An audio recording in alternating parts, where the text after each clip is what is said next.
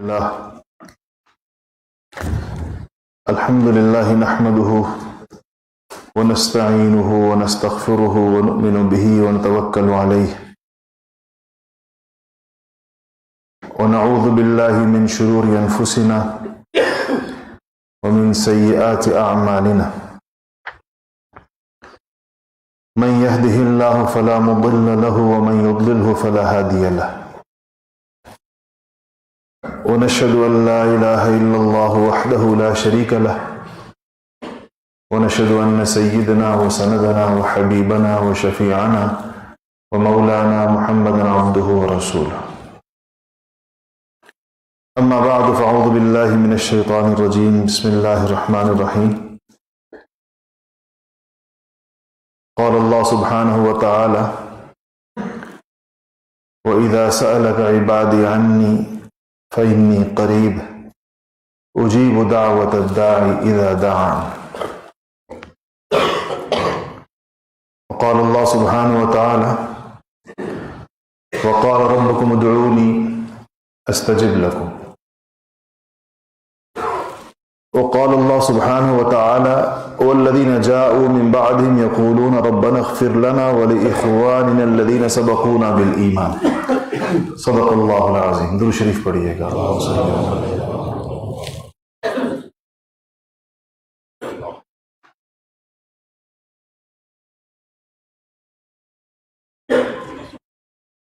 گزشتہ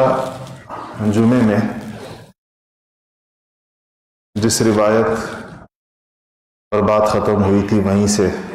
آگے ہے، اور اب جو امام نووی نے اگلا جو ریاض الصالحین کا جو باب ہے وہ ہے ہی اس پر. اس کا نام ہے کہ فضل الدعاء بظہر الغیب، پیٹھ پیچھے دعا کرنے کے باب میں اس کی فضیلت غیر موجودگی کے اندر. پیٹھ پیچھے کا مطلب ہوتا ہے غیر موجودگی کے اندر. تو اس پر حدیث تو میں نے نہیں پڑھی تھی پچھلے جمعے. اس پر بات ہوئی تھی کہ وہ دنیا میں بڑا خوش قسمت انسان ہے جس کی غیر موجودگی کے اندر اس کے لیے دعا کرنے والے لوگ ہوتے ہیں. اور پھر یہ خوش قسمتی مزید بڑھ جاتی ہے کہ اگر وہ دعا کرنے والے مثلا والدین ہوں، ماں کی نعمت کسی کو دستیاب بھی ہو اور وہ اس کی عدم موجودگی میں اس کے لیے دعا گو بھی ہو، اس نے اس کی کوئی ایسی خدمت کی ہو، کوئی اتنی راحت پہنچائی ہو، کوئی اتنا اس کا دل ٹھنڈا کیا ہو، کوئی ایسی خدمت کہ جو اس کو اس کے لیے دعا کے اوپر مجبور کیے رکھے. یا باپ کسی کا زندہ ہو اور اس کو ان کی خدمتوں کا موقع ملا ہو اور ان کی دعاؤں کا، یا استاد ہو کسی کا. اساتذہ بعض اوقات اپنے بعض شاگردوں کو اپنے لیے صدقہ جاریہ سمجھتے ہوئے ان کے لیے بہت دعا گو رہتے ہیں. اس میں ان کا اپنا مطلب یہ ہوتا ہے کہ یہ زیادہ سے زیادہ دین کا کام کریں گے اور ہمیں چونکہ پڑھایا ہے تو اس لیے ہمیں اس کا وہ ہوگا، ہمارے لیے صدقہ جاریہ ہوگا. اسی طرح کوئی مظلوم ہو، غریب، کوئی بہت ہی مسکین ہو، اس کی دعا، مسافر کی دعا، ستائے ہوئے کی دعا، مظلوم کی دعا، یہ وہ دعائیں ہیں جن کی قبولیت کے امکانات زیادہ ہوتے ہیں. تو یہ دعائیں تو ویسے مقبول ہیں. اس جگہ جس باب میں جس قسم کی دعا کا ذکر ہے وہ پیٹھ پیچھے دعا ہے. ان میں سے بہت ساری دعائیں پیٹھ پیچھے بھی ہوتی ہیں، سامنے ہو تو بھی مقبول ہیں. ماں باپ کسی کو سامنے بھی دعا دے تو اس کی اپنی ماں باپ کی دعا کا ماں باپ کی طرف سے ہونا ہی بہت زیادہ وزنی ہے. اور اس نعمت کا احساس لوگوں کو والدین کے جانے کے بعد ہوتا ہے، زندگی میں نہیں ہوتا. یہ انسان کی عادت ہے، موجود نعمت کا احساس نہیں ہوتا. بہت کم لوگ ایسے ہوتے ہیں دنیا کے اندر جن کو موجود نعمتوں کا احساس ہوتا ہے، ورنہ اکثریت جو انسانوں کی ہے وہ نعمت کے زوال کے بعد، نعمت کے ختم ہو جانے کے بعد اس کے لیے آہیں بھرتی ہے. جب ہوتی ہے تو اس کا احساس نہیں ہوتا. تو اس پر امام نووی کی یہ عادت ہے، یہ طریقہ ہے ان کا، اپنی کتاب یہ جو مشہور ان کی حدیثی کتاب ہے ریاض الصالحین جس سے ہم پڑھ رہے ہیں، کہ وہ پہلے قرآن کی آیات لاتے ہیں پھر اس کے اوپر احادیث مبارکہ لاتے ہیں۔ تو چونکہ انہوں نے باب یہ قائم کیا ہے کہ باب ہے فضل الدعاء بظہر الغیب، تو اس کے اوپر آیت لائے ہیں۔ اللہ تعالیٰ فرماتے ہیں وَالَّذِينَ جَاءُوا مِن بَعْدِهِمْ يَقُولُونَ رَبَّنَا اغْفِرْ لَنَا وَلِإِخْوَانِنَا الَّذِينَ سَبَقُونَا بِالْإِيمَانِ، کہ جس میں اللہ تعالیٰ یہ فرماتے ہیں کہ اور ان لوگوں کا جو ان کے بعد آئے اور دعا کرتے ہیں کہ اللہ ہم کو بخش دے اور ان کو، ہمارے ان بھائیوں کو بھی بخش دے، والذین سبقونا بالایمان، الذین سبقونا بالایمان، جو ہم سے پہلے ایمان لے کر آئے، اپنے پچھلوں سلف صالحین کے لیے اور اپنے گزرے ہوں کے لیے اور اپنے بزرگوں کے لیے بھی وہ لوگ دعا کرتے ہیں کہ اللہ تو ان کو بھی بخش دے۔ ایک آیت تو یہ لائے، اور دوسری آیت جو وہ اس پر لائے ہے کہ مسلمانوں کا ایک شیوا یا ان کی دعا ہے کہ یا ان کو حکم ہے کہ واستغفر لذنبک، اللہ جل شانہ نبی صلی اللہ علیہ وسلم کو مخاطب فرما کر امت کو بتا رہے ہیں کہ اپنی خطاؤں پر بھی معافی مانگتے رہیں، نبی کو کہا جا رہا ہے وللمؤمنین والمؤمنات، مومنوں کے لیے، سب مسلمان مردوں کے لیے اور سب مسلمان عورتوں کے لیے۔ ظاہر ہے کہ آپ کو پتہ ہے قرآن کے اندر خطاب بہت سی جگہوں پر نبی کو خطاب کا مقصد یہ ہوتا ہے کہ لوگوں کو بتایا جا رہا ہوتا ہے، امت کو سنایا جا رہا ہوتا ہے، امت کو بتایا جا رہا ہوتا ہے، کیونکہ نبی تو معصوم ہے، معصوم الخطا ہے اور ان سے تو گناہ کا ارتکاب نہیں ہوتا۔ لیکن ظاہر ہے کہ انبیاء علیہ السلام کے ہاں جو تقصیر ہوتی ہے، سمجھی جاتی ہے یا کہی جاتی ہے، وہ یہ کہ وہ جو اللہ تعالیٰ کی تو شان بہت زیادہ بلند ہے نا، عبادت اللہ تعالیٰ کی شائن شان ہو جائے، اللہ کی شائن شان ہو جائے، یہ تو ممکن نہیں ہے، تو یہ تو غیر اختیاری قسم کی ایک کمی ہے جو کہ جو بھی کرے، جتنا بھی اللہ تعالیٰ کا مقرب بندہ کرے گا، تو اللہ تعالیٰ کی شان کو پہنچنا تو کسی کے لیے ممکن نہیں، کسی مخلوق کے لیے ممکن نہیں، نہ فرشتوں کے لیے ممکن ہے، نہ انسانوں کے لیے ممکن ہے، نہ جنوں کے لیے ممکن ہے، کسی اور کے لیے بھی۔ تو اس لیے انبیاء علیہ السلام جو استغفار کیا کرتے تھے وہ ظاہر ہے گناہوں پر نہیں کرتے تھے، یعنی گناہوں پر کرنے کی ضرورت نہیں ہوتی تھی، وہ تو اپنے آپ کو جو جیسے بھی سمجھے، لیکن اس کو تقصیر کہتے ہیں عربی کے اندر، یعنی جو کوتاہی، کمی، وہ وجہ شان باری تعالیٰ کے بہت زیادہ بلند ہونے کے۔ اسی طرح اللہ تعالیٰ نے قرآن کے اندر ابراہیم علیہ السلام سے ذکر کیا ہے کہ انہوں نے ربنا اغفر لی ولوالدی وللمؤمنین یوم یقوم الحساب، کہ ابراہیم علیہ السلام نے اپنے لیے بھی دعا کی اور اپنے والدین کے لیے بھی دعا کی، اور پھر کہا کہ سب کل مومنین کے لیے، للمؤمنین والمؤمنات۔ نوح علیہ السلام کی دعا کے اندر بھی آپ دیکھیں، اس کے اندر بھی مومنین مومنات اپنے گھر میں داخل ہونے والے سے، یہ انبیاء علیہ السلام کا طریقہ تھا کہ وہ مومنین کے لیے، مومنات کے لیے دعائیں کیا کرتے تھے۔ ظاہر سارے اس وقت تو موجود نہیں ہوتے تھے۔ حدیث جو پہلی لائے ہے امام نووی رحمۃ اللہ علیہ، مسلم شریف کی روایت ہے کہ وعن ابی الدرداء رضی اللہ عنہ انہ سمع رسول اللہ صلی اللہ علیہ وسلم یقول ما من عبد مسلم يدعو لأخيه بظهر الغیب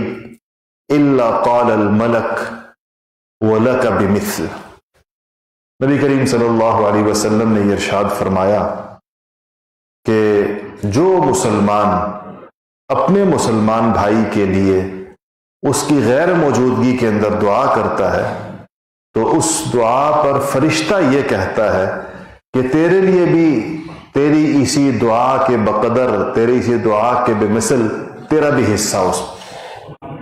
مطلب اپنے بھائی کے لیے کہہ رہا ہے کہ یا اللہ، اس مثال کے طور پر اپنے بھائی کے لیے کہہ رہا ہے یا اللہ اس کی مغفرت کر دے، تو فرشتہ کہے گا تیری بھی اللہ مغفرت کر دے۔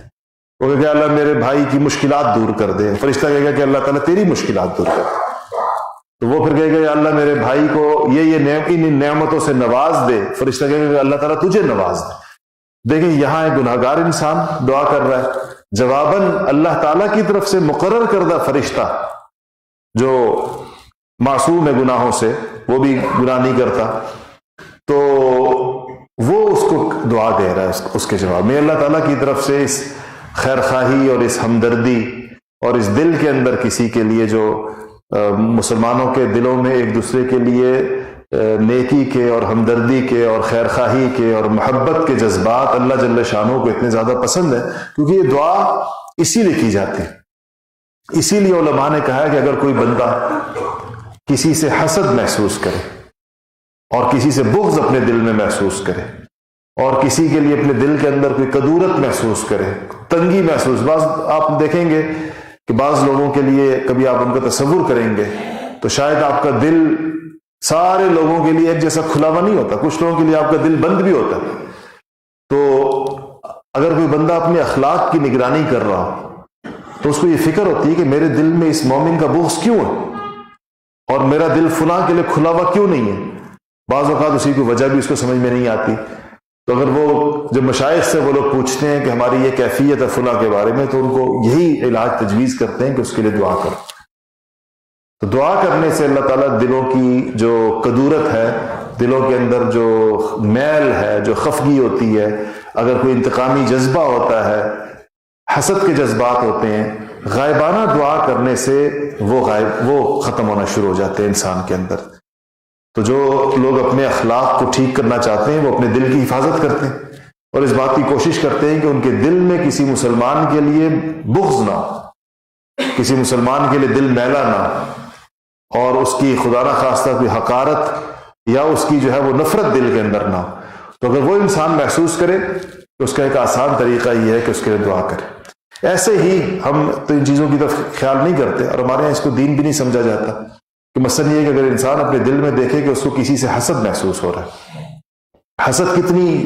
سخت بیماری ہے، کتنی سنگین قسم کی، کتنی قبیح قسم کی بیماری ہے، تو اس میں جو علاج مشائخ تجویز کرتے ہیں ویسے تو ایک یہ ہے کہ جس سے حسد محسوس ہو رہا ہو اس کی تعریف کرے، کیونکہ اس کی تعریف مشکل ہوتی ہے۔ تو مجھے بیٹھ کر لوگوں کے اندر بیٹھ کر بتائیں کہ وہ بہت اچھا بندہ ہے، یہ دل بالکل نہیں مانے گا، کیونکہ حسد کا لازمی نتیجہ یہ ہے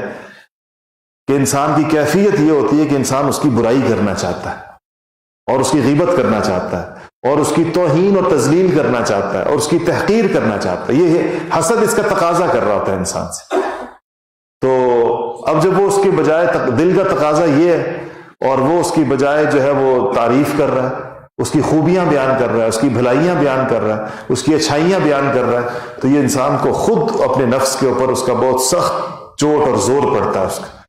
اور پھر یہ تو لوگوں کے مخلوق کے سامنے کر رہا ہے، اور اللہ کے سامنے کیا کر رہا ہے؟ اللہ کے سامنے اس کے لیے دعا کر رہا ہے،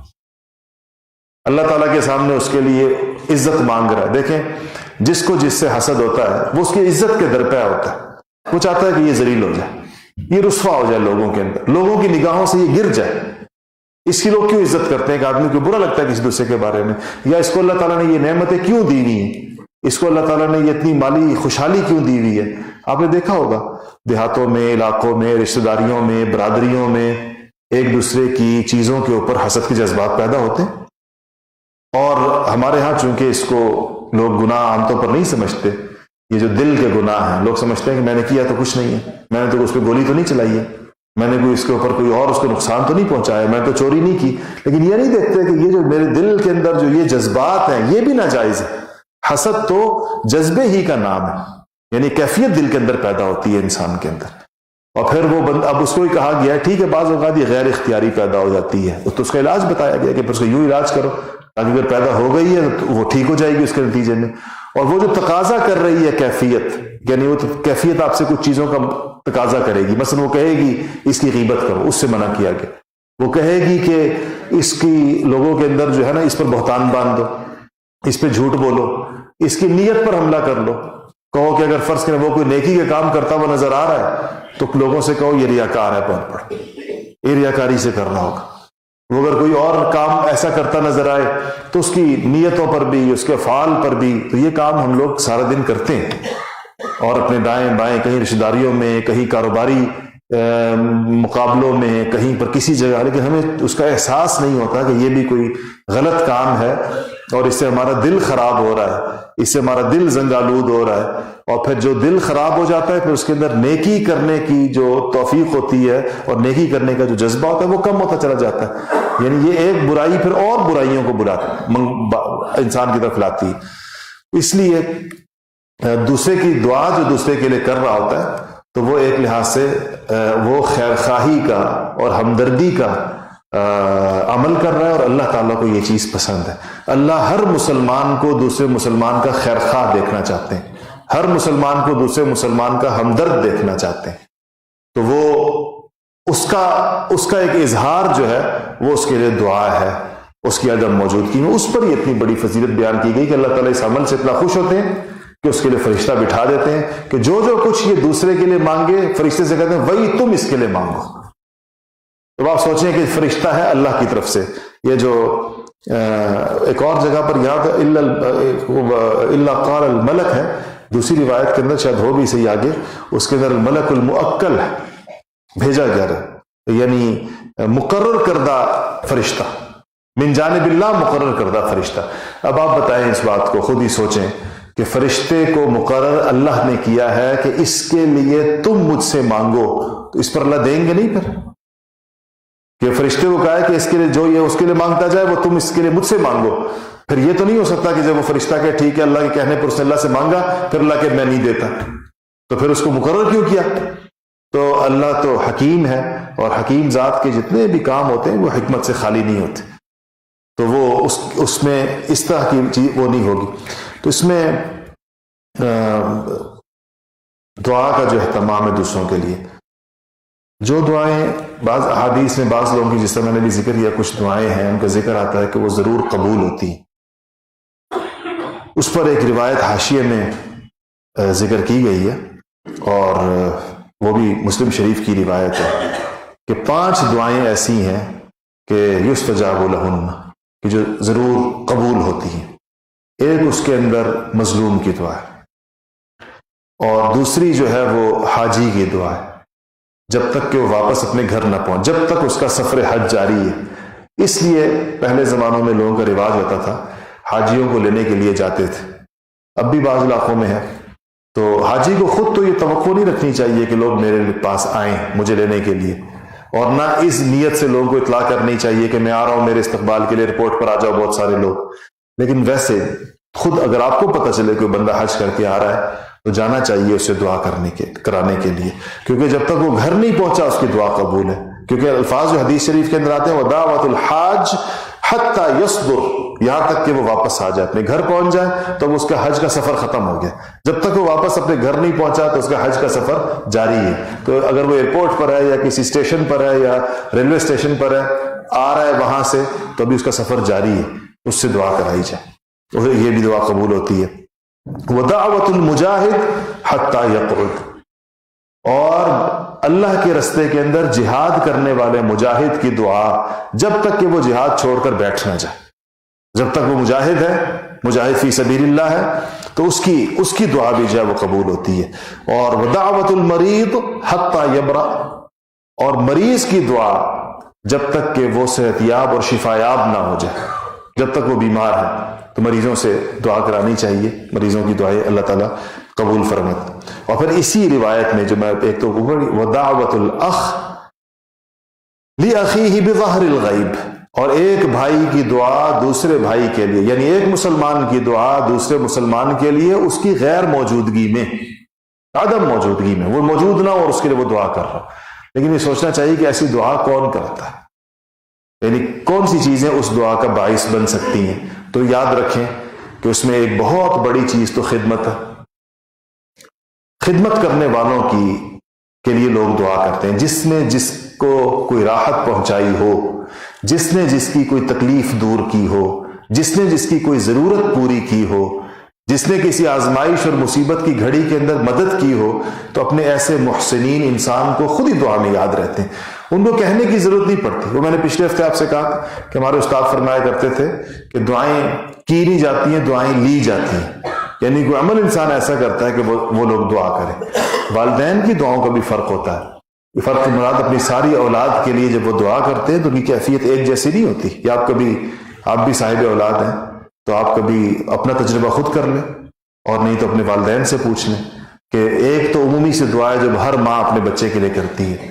اور ہر باپ اپنے بچے کے لیے کرتا ہے بوجہ اولاد ہونے کے، ایک وہ خاص کیفیت والی دعا ہے، وہ خدمت گزار اولاد کو ہی نصیب ہوتی ہے عام طور پر۔ یا خدمت گزار اولاد کو نصیب ہوتی ہے، یا جس اولاد سے والدین کو کوئی نیکی کی توقع ہو. وہ میری دادی صاحبہ بڑی نیک خاتون تھی، تو ایک دفعہ میری چھوٹی پھوپھی نے میری دادی سے پوچھا کہ آپ کے 10 بچے ہیں، تو آپ کو ان میں سے سب سے زیادہ محبت کس سے ہے؟ کتنا مشکل سوال ہے ماں باپ سے کرنا. تو کہا کہ آپ کو سب سے زیادہ محبت کس سے ہے؟ تو انہوں نے پہلے تو جس طرح ماں باپ کی عادت ہوتی ہے سب سے ہے، ان کو نہیں ہے، چھوڑ آپ بتائیں گے کس سے آپ کو سب سے زیادہ محبت. تو میری دادی نے میرے والد صاحب کا نام لیا تو کہا کہ مجھے سب سے زیادہ محبت ان سے ہے. تو انہوں نے، میری پھوپھی نے مذاق میں کہا کہ انہوں نے تو کبھی آپ کی خدمت اتنی زیادہ نہیں کی، وہ تو یہاں رہتے بھی نہیں آپ کے پاس، تو آپ کے پاس تو فلاں رہتا ہے فلاں رہتا ہے. میرے چچاؤں کے نام لیے کہ یہ آپ کی خدمت تو یہاں یہ لوگ کرتے ہیں. تو کہا کہ نہیں، وہ اپنے باپ کی طرح، میرے دادا بہت بڑے عالم تھے، تو کہا کہ اپنے باپ کی طرح اور اپنے دادا کی طرح، اپنے پردادا کی طرح وہ عالم ہے، تو مجھے اس سے آخرت کے اندر بڑی امید ہے کہ اس کے علم کی وجہ سے اللہ تعالیٰ ہماری مغفرت فرمائیں گے، اور اس کے حفظ کی، میرے والد صاحب حافظ تھے بڑے جید، تو کہا اس کے حفظ کی وجہ سے اللہ تعالیٰ ہماری، اب بظاہر ہمارے والد صاحب کو موقع نہیں ملا اپنے والدین کی یوں جسمانی خدمت کرنے کا بہت زیادہ، کیونکہ اپنی علمی مصروفیات کی وجہ سے وہ کبھی گاؤں میں رہے نہیں، والد سے ساری زندگی باہر ہی رہے، انتقال بھی باہر ہوا. مجھے کہا فرمایا کرتے تھے آخری عمر میں کہ میں 13 سال کی عمر میں گھر سے نکلا تھا، اور اس وقت ان کی عمر 63 سال تھی. تو کہا کہ 63 سال ہو گئے میں واپس لوٹ کر گھر نہیں گیا ابھی تک، میری مسافری کے 50 سال ہو گئے کہتے. تو ایسے جب، لیکن چونکہ دینی خدمات ایسی تھی کہ ماں کو امید تھی کہ ان دینی خدمات کی میں انشاءاللہ میں شریک ہوں اس کے ساتھ. تو بعض اوقات یہ صورت بھی ہوتی ہے، اس میں صرف جسمانی خدمت مطلب دبانا، مٹھی چاپی، یہ ضروری نہیں ہے، قلبی راحت بھی ایک چیز ہوتی ہے. بعض لوگ کسی کو جسمانی راحت پہنچانے کا باعث بنتے ہیں، بعض قلبی راحت پہنچانے کا، دل ان کی وجہ سے مسرور اور خوش ہوتا ہے. تو کہا کہ یہ 5ویں جو چیز بتائی گئی، تو یہ جو بھائی کی دعا، یہ مسلمان کی دعا مسلمان کے لیے، اس کے لیے کچھ باعث ہوتا ہے. اس میں ایک بات دیکھیں، یاد رکھیں کہ اس میں جو سب سے زیادہ مخلصانہ دعائیں ہوتی ہیں ان ماں باپ کے رشتوں کے بعد، وہ دینی تعلقات کی بنیاد پر ہوتی ہے. یہ جو دینی مراسم ہوتے ہیں، مثلا جو ہم نے دیکھا ہے کہ اساتذہ، دین پڑھانے والے اساتذہ، یہ اپنے شاگردوں کے لیے بہت زیادہ دعائیں کرتے ہیں. مشائخ اپنے مریدوں کے لیے بہت زیادہ دعائیں کرتے ہیں. میرے شیخ تھے حضرت مولانا سید محمود سندل بابا جی رحمۃ اللہ علیہ کہلاتے تھے. تو وہ 132 سال کی عمر میں ان کا انتقال ہوا تھا. تو میں ایک دن حضرت کمرے میں گیا ان کے گاؤں میں، تو میں نے دیکھا کہ ان کا مصلح 24 گھنٹے ہی بچھا رہتا تھا. بہت عبادت گزار تھے، بہت ہی زیادہ عبادت. میں بہت ان کے ساتھ سفر حضر میں رہا، میں عجیب عبادت کے مناظر دیکھے کہ وہ 4-4 5-5 3-3 4-4 گھنٹے کی ان کی تہجد اور چیزیں. تو ان کے مصلے کے نیچے ایک رجسٹر لکھا ہوا تھا. یہ رجسٹر نہیں ہوتا جس میں نام لکھتے ہیں یا کاغذ ہوتے ہیں، وہ مصلے کے نیچے ایسی. میں نے مصلح دیکھ رہا تھا تو مصلح ہٹایا تو نیچے رجسٹر تھا. وہ اس طرح تھا کہ کئی مصلے تھے، 1 2 3 ان کے درمیان میں تھا. تو میں نے صاحبزادے سے پوچھا، میں نے کہا کہ یہ رجسٹر یہاں کیوں، کس چیز کا ہے، اس میں کیا لکھا ہوا ہے؟ میرے ذہن میں تھا کوئی ایسی یاداشتیں لکھی ہیں، کیا لکھی ہیں. تو انہوں نے مجھے کہا کھول کے دیکھ. تو میں نے کھول کے دیکھا تو اس میں نام تھے لوگوں کے بہت سارے. تو میں نے کہا یہ کیا؟ کہنے لگے یہ وہ لوگ ہیں جو بابا جی سے بیعت ہیں، ان کے نام لکھتے ہیں. کہتے ہیں ہر روز رات کو یہ رجسٹر اٹھا کر کہتے ہیں کہ یا اللہ، ان لوگوں نے مجھ سے دین کی بنیاد پر تعلق قائم کیا ہے، مجھے ان کے سامنے قیامت کے دن رسوا نہ کرنا، مجھے ان کے سامنے، ان سب کے سامنے قیامت کے دن رسوا نہ کرنا کہ ان کو میرے دینی تعلق کا کوئی فائدہ ہی نہ پہنچے. ان کو قیامت کے دن پتہ چلے گا یہ ایک فضول تعلق تھا جس کا کوئی فائدہ نہیں ہوا. تو کہتے ہیں اس طرح وہ پشتوں کے اندر کہتے ہیں یہ جو بندہ یوں کرتا ہے کسی کتاب کو پکڑ کے، تو اسے کہتے ہیں ڈبئی. تو مجھے کہہ لے کہ دشپیدہ ڈبئی، رات کو اس کو ڈباتے رہتے ہیں یوں اللہ تعالیٰ سے، ایک ہاتھ میں لے کر دوسرا ہاتھ اس پہ رکھ کر اللہ تعالیٰ سے کہتے ہیں کہ اللہ یہ، پھر کہتے ہیں ان لوگوں کے لیے دعائیں کرتے رہتے، ان لوگوں کے لیے یہ، ان لوگوں کے لیے کہ مطلب یہ تو ان کے نام لکھے. اب حالانکہ آپ دیکھیں کسی کو کیا پتا، ان کے لوگوں کے لوگ پوری دنیا میں پھیلے ہوئے لوگ ہوتے ہیں، انہیں کیا پتا رات کو یہ بندہ، ہم جس وقت سو رہے ہوتے ہیں تو یہ مصلے پر ہمارے لیے اللہ تعالیٰ کے سامنے رو رہا ہوتا ہے، اور اس وقت ہمارے لیے دینی تعلقات کے اندر اللہ جل شانہ نے یہ چیز ہم نے دیکھی ہے کہ حقیقی والدین بھی بعض اوقات اپنی اولاد کے لیے اتنی دعائیں نہیں کرتے جتنی دعائیں اس کے لیے جو ہے وہ دینی تعلقات کے والے لوگ کرتے ہیں. مجھے میرے حضرت مفتی مختار الدین شاہ صاحب ایک دفعہ فرمایا، کراچی کے حالات خراب تھے تو میں کراچی جایا کرتا تھا. پہلے کی بات ہے جب آپ نے سنا کراچی بڑی مارا ماری چلتی، حضرت بہت پریشان ہوتے تھے میرے جانے کے اوپر. تو مجھے ایک دفعہ پشتوں میں کہا کہ تم جب جاتے ہو کراچی، مجھے پتہ چلتا ہے کراچی گئے ہو، تو میرا دل لرزتا رہتا ہے پیچھے سے، اور پھر کہتے ہیں پھر دعا بہت کرتا ہوں، اور اتنی دعا کرتا ہوں۔ تو پشتوں میں کہا کہ اللہ سر، وہ ان کے علاقے کی اپنی ایک پشتو، تو کہا کہ اللہ سر شخشم، مطلب اس کا یہ تھا کہ میں اللہ تعالیٰ کے ساتھ چمٹ جاتا ہوں تمہارے لیے، کہ میں چمٹ کر اللہ تعالیٰ سے مانگتا ہوں کہ یا اللہ حفاظت بھی فرما، اور یا اللہ یہ بھی عطا فرما، جو دعائیں ہوتی ہیں۔ آپ بتائیں کہ ایسی تڑپ والی دعائیں کتنے والدین ہوں گے جو اپنی اولاد کے لیے کرتے ہوں گے؟ آپ لوگ بھی والدین ہی ہیں نا، آپ نے اپنے بچوں کے لیے کتنی کی ہیں اس طرح کی دعائیں، جس میں آپ کہیں کہ میں اللہ سے چمٹ گیا اس کے لیے، اور ایک دن نہیں، 2 دن نہیں، روز کا معمول ہو؟ تو میرا خیال نہیں ہے، بہت کم والدین ہوں گے جو اپنے بچوں کے لیے اتنی دعائیں کرتے ہیں۔ تو یہ دینی مراسم اور تعلقات میں اللہ تعالیٰ نے ایک ایسی برکت رکھی ہے،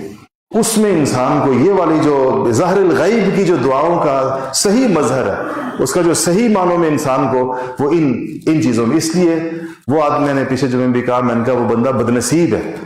جس کے ایسے کوئی تعلقات نہ ہو، جس کے ایسے کوئی مراسم نہ ہو، جس کے پیچھے ایسی کوئی دعا کرنے والا ہی نہ ہو۔ تو اس لیے کبھی کبھی پیچھے مڑ کے یہ ضرور دیکھنا چاہیے، تھوڑی دیر کے لیے اس کا سوچ و بچار کرنی چاہیے کہ میرے لیے غائبانہ دعا کون کرتا ہوگا؟ کوئی ہے بھی میری زندگی میں، یا میں نے اس قسم کے کوئی لوگ رکھے ہوئے ہی نہیں ہیں، اس قسم کے میں نے تعلقات اور مراسم قائم ہی نہیں کیے جن کے بارے میں مجھے یہ حسن ظن ہو کہ اگر میں سو بھی رہا ہوں، جو وقت اٹھنے کا ہوتا ہے اور دعا کا ہوتا ہے، اگر میں سو بھی رہا ہوں تو وہ میرے لیے دعا کرتے ہوں گے، وہ میرا نام لے کر دعا کرتے ہوں گے، وہ میرے لیے اللہ تعالیٰ سے مانگتے ہوں گے۔ اور میں آپ کو، چونکہ زندگی اس ٹوٹے پھوٹے پڑھنے پڑھانے میں گزری ہے، تو آپ کو اپنا تجربہ یہ بتاؤں کہ اساتذہ اور مشائخ سب سے زیادہ دعائیں ان کے لیے کرتے ہیں جن کو وہ اپنے لیے صدقہ جاریہ سمجھتے ہیں۔ یہ ایک انسان کی لالچ ہوتی ہے، اللہ نے انسان کو پیدا ہی ایسا کیا، تھوڑا حریص پیدا کیا، تو وہ سوچتے ہیں کہ یہ بندہ، یہ ہمارا شاگرد، اگر یہ ایک محدث بن جائے، یہ فقیہ بن جائے، یہ مفسر بن جائے، یہ بہت بڑا داعی بن جائے، یہ مجاہد بن جائے، یہ کوئی دین کا بڑا خادم بن جائے، تو ان کو واضح نظر آ رہا ہوتا ہے کہ یہ ہماری انویسٹمنٹ ہے،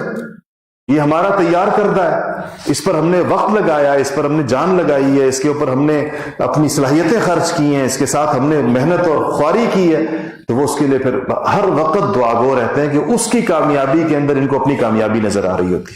بعض چھوٹے اپنے بڑوں کے لیے ایسے ہوتے ہیں کہ ان کو ایسے لگتا ہے کہ یہ ہماری مغفرت کا سامان ہے۔ ہمارے بزرگوں میں سے بہت سے حضرات سے یہ منقول ہے کہ وہ فرماتے ہیں کہ قیامت میں ہم نے اور تو کوئی نیک عمل کیا نہیں، لیکن فلاں شخص کی تربیت کے اندر اپنا حصہ ڈالا ہے، تو فرماتے ہیں کہ قیامت میں اللہ پاک نے پوچھا کہ تم کیا لے کر آئے ہو، تو پیش کرنے کے لیے عمل تو نہیں ہے، لیکن فلاں کو پیش کر دیں کہ اللہ یہ بندہ ہے، اس کو جہاں اس سے تو نے کام لیا تو اس کو یہاں تک پہنچانے میں ہم نے بھی اپنی ٹوٹی پھوٹی کاوشیں اس کے اندر جو ہے وہ کی تھی۔ اس لیے نیک لوگوں کے ساتھ، اللہ والوں کے ساتھ، بزرگوں کے ساتھ بیٹھنے کے جو بے شمار فوائد ہیں، ان میں سے جہاں ان سے دین ملتا ہے، جہاں ان سے ہدایت کی بات ملتی ہے، جہاں ان کے ساتھ جو ہے وہ انسان کو ان کی صحبت کی وجہ سے دین کی توفیق ہوتی ہے، وہاں ایک بہت بڑا فائدہ یہ ہے کہ انسان کی اگر شناسائی ہو اور تو ان سے غائبانہ دعائیں انسان کو ملتی، اور یہ دعائیں اتنی زیادہ کارآمد ہوتی ہیں اور اتنی زیادہ انسان کو کام آتی ہے کہ انسان زندگی کے مختلف مراحل پہ سوچتا ہے کہ یہ جو کام میرے ساتھ ہوا ہے، یہ تو میں نے نہیں مانگا تھا اللہ تعالیٰ سے، تو پھر یہ کس نے مانگا میرے لیے؟ وہ کسی اور نے مانگا ہوتا۔ میں بہت سے لوگوں کو دیکھتا ہوں، اپنے ساتھیوں کو دیکھتا ہوں، تو ان کی توفیقات کے اوپر مجھے بعض اوقات بڑا رشک آتا ہے، کتنی توفیق ہے اس کو، دیکھو کتنی اللہ تعالیٰ نے اس کو، تو پھر میں سوچتا ہوں اس کا باعث کیا ہوگا، تو ان سے پوچھتا ہوں کہ آپ کیسے دین کی طرف آئے، تو ان کو کوئی وجہ معلوم نہیں ہوتی کہ میں کیوں آیا۔ بعضوں کو تو وجہ معلوم ہوتی ہے نا، وہ کہتے ہیں جی ہم تبلیغ میں گئے تو ہم بدل گئے، کوئی کہتا ہے ہم فلانے شیخ سے وابستہ ہو گئے تو ہم بدل گئے، کوئی کہتا ہے میں اعتکاف میں بیٹھا تو میں بدل گیا، کوئی معلوم وجہ ہوتی ہے۔ بہت سارے لوگ ایسے ہوتے ہیں کہ ان کی وجوہات معلوم نہیں ہوتی، ان سے جتنا بھی وہ کہتے ہیں میں کچھ یاد نہیں آ رہا کہ کیسے ہم آ گئے اس رستے کی طرف۔ عموماً میرا گمان یہ ہوتا ہے کہ اس کو کسی کی دعا لگی ہے بے تابانہ۔ تو کئی ساتھیوں کا جب بعد میں ان سے مراسم بڑھے اور ان کے گھر کے احوال معلوم ہوئے تو پتہ چلا کہ ان کی ماؤں کی بے تابانہ دعا کی وہ وجہ تھی۔ کہتے ہیں جو ہمارے جو لوفری کا جو زمانہ تھا تو اس میں سب سے پریشان ہماری ماں ہوا کرتی تھی، اور وہ دعائیں کیا کرتی تھی کہ اللہ اس کو ہدایت، مائیں کرتی نا اللہ ہدایت نصیب کر دے اس کو، تو اللہ بعض اوقات رات کو اور اللہ تعالیٰ سے تو یہ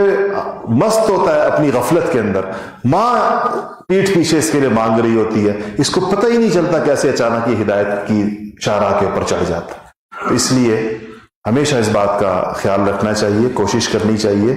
اور غور بھی کرنا چاہیے، اور ایسے لوگ ہونے چاہیے آپ کی زندگی کے اندر، جن کے بارے میں آپ کو یہ اطمینان ہو کہ میرے پیٹھ پیچھے میرے لیے دعا کرتے ہوں گے، اور ان کی دعاؤں کی وجہ سے اللہ تعالیٰ میرے بہت سارے کام دیکھیں. جہاں ایک یہ چیز، اور آخری بات یہ دیکھیں، یہ تو ایک انتہا ہے. کچھ لوگ بیچارے دنیا میں اتنے بدقسمت اور بد نصیب ہوتے ہیں کہ ان کو اپنے پیٹھ پیچھے صرف بد دعائیں کرنے والے ملتے ہیں. یہ بھی تو طبقہ ہے معاشرے ایسے. اسی لیے ظلم کی اتنی سخت ممانعت آئی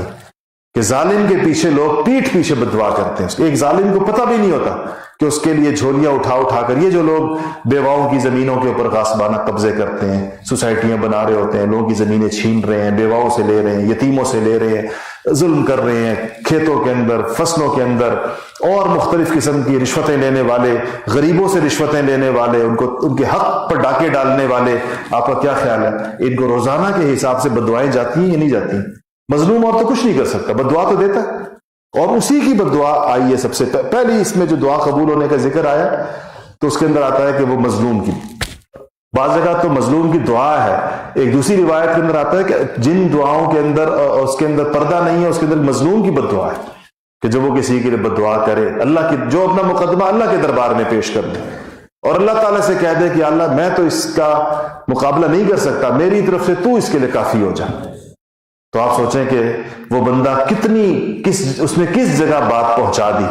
کیونکہ اللہ کا بندہ ہے. اللہ تعالیٰ اپنے بندے کے ساتھ، اپنی مخلوق سے اللہ تعالیٰ کو 70 ماؤں سے زیادہ محبت ہے. آپ سوچیں کسی ماں کے سامنے اس کے بچے کو ہاتھ لگانے والا، اس کو نقصان پہنچانے والے کے لیے کمزور سے کمزور ماں کیسی ببر شیرنی بن جاتی ہے. تو کیا اللہ تعالیٰ اپنی مخلوق کے لیے نہیں دیکھ جو 70 ماؤں سے زیادہ محبت کرتا ہے، اور وہ ماں کی طرح بے بس بھی نہیں ہے، وہ انتہائی طاقتور اور اس کے ہاتھ کے اندر ہے ساری کی ساری چیزیں. اس لیے ظلم سے بہت زیادہ بچنا چاہیے. اللہ تعالیٰ ہم سب کو ظلم سے بچائے، اور اللہ تعالیٰ ہمیں جو ہے نیک لوگوں کی دعاؤں کے اندر اللہ پاک ہمارا حصہ مقدر فرمائے. آخر دعوانا الحمدللہ.